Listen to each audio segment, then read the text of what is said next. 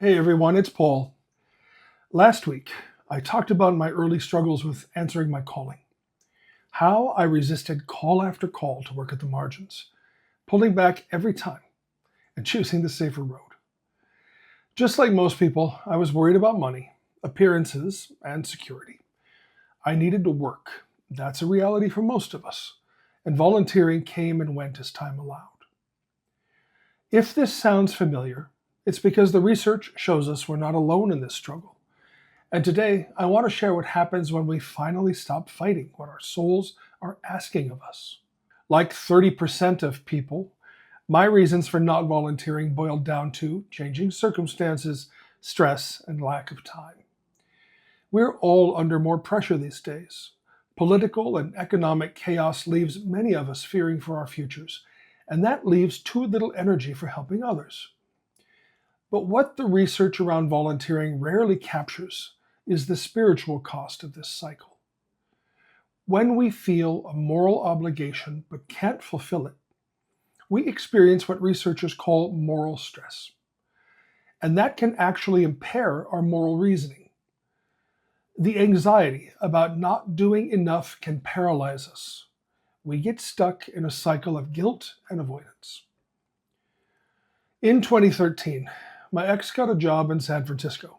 We found an apartment near the corner of 9th and Market where three neighborhoods converge: the Tenderloin, Civic Center, and Soma. Twitter headquarters was across the street, Dolby was next door. Every morning, I walked out of that building onto a street shared by people on both ends of our divided economy, the best off and the worst off. It was challenging. I just left peaceful Los Feliz, but I slowly started to understand that all of these people were my neighbors, whether they had housing or not. I had no choice but to see the people suffering around me. I couldn't look away. I couldn't retreat to the comfort of the life I'd left behind. The proximity was intense, the need too visceral, the call too persistent. A few things happened in quick succession, and when the doors opened for me, my experience had primed me to take action. I was cracked open, and the years of fighting the call were over. But I was just at the threshold, and I needed to change most everything I thought I knew about homelessness. Almost half of the people experiencing homelessness are working and still can't afford housing. Almost 80% of homelessness is temporary. Most people get back on their feet within 6 months. And the people we see chronically on the streets are often dealing with deeper challenges that require sustained community support. These learnings opened my heart to seeing the crisis differently. And I witnessed how people experiencing homelessness responded when treated with dignity. When we called them by their name, looked them in the eye, offered services without judgment, they blossomed. They reminded me that we all rise to the level of the care we're given. Each discovery was a teaching that could only come from standing face to face, shoulder to shoulder with people who are suffering. Years later, in my work with SELAH, I'm still learning.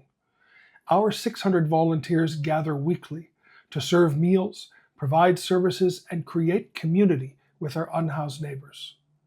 When I've had the opportunity to volunteer beside them, I find I am surrounded by people who have learned to give without expectations. They didn't answer the call for themselves. They overcame their own resistance to helping others, and they receive profound benefits in the process. Every volunteer I know has gone through this same wrestling match. The calling comes, we resist, we negotiate, we delay, we find excuses. When we do this, we sacrifice more than we know.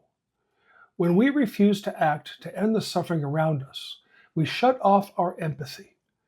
And you can't just shut off a little empathy. It's either there or it isn't. In its place, we can build a system of compartmentalized feelings, using our intellect to assign value to things. But we lose the ability to feel for others.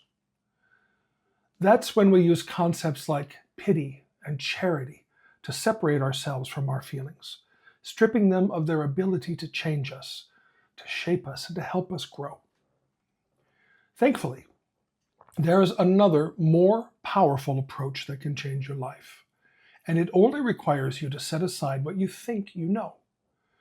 What I've learned working with hundreds of volunteers is that the spiritual growth happens in the resistance and in the surrendering. The wrestling itself is a spiritual practice. Humans are hardwired for the kind of social connections made through service, but the research can't capture the full transformation. When I finally stopped fighting the call and committed to this work, possibilities opened up that I never imagined. I found my life's purpose. I committed to helping however I could, and I discovered the community I needed. I never knew life could be like this.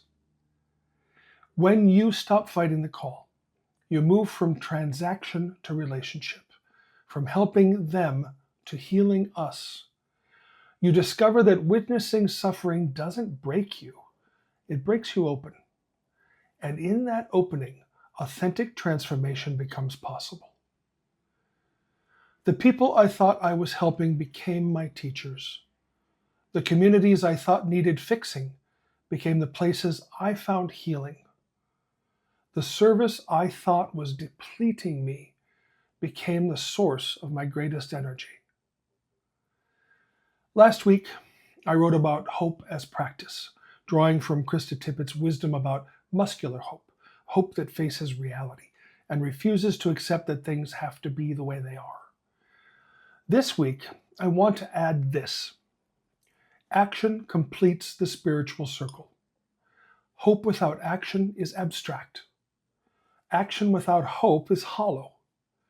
But when hope and action come together through answering the call to serve, something transcendent happens. Your wrestling match matters. Resistance is part of the process, and the call is patient. It will keep interrupting your comfort until you finally say yes. And on the other side of that surrender is the life you're meant to live and the person you're meant to become. Next week, I'll talk about some of the tools I use to keep my spirit intact, the prayers, meditations, and actions that bring balance into my life. Until then, stay safe, stay involved. If this resonated with you, hit subscribe and let me know in the comments what's calling to you right now. You can also follow us on Blue Sky at paulasplin.com and on our free Substack at SecondGraceLA. Thanks for watching. See you next week.